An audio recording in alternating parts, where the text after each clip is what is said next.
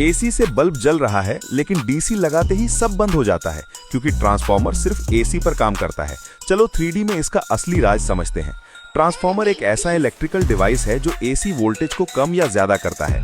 इसके अंदर एक आयरन कोर होता है जो मैग्नेटिक फ्लक्स को सही तरीके से घूमने में मदद करता है। इसी आयरन कोर पर दो कॉइल लिपटी होती हैं, प्राइमरी और सेकेंडरी, लेकिन दोनों आपस में सीधे जुड़े नहीं होते। जब प्राइमरी कॉइल में एसी सप्लाई दी जाती है तो करंट लगातार आगे पीछे बदलता रहता है और इसी बदलते करंट से आयरन कोर के अंदर बदलता हुआ मैग्नेटिक फ्लक्स बनता है। यही बदलता हुआ फ्लक्स सेकेंडरी कॉइल में वोल्टेज पैदा करता है, जिसे इलेक्ट्रोमैग्नेटिक इंडक्शन कहा जाता है। और इस तरह बिना किसी डायरेक्ट कनेक्शन के सेकेंडरी साइड पर बिजली मिल जाती है और बल्ब जल उठता है। अगर सेकेंडरी कॉइल के टर्न ज्यादा हों तो वोल्टेज बढ़ जाता है और कम हो तो वोल्टेज घट जाता है। इसी सिद्धांत पर स्टेप अप और स्टेप डाउन ट्रांसफार्मर काम करते हैं।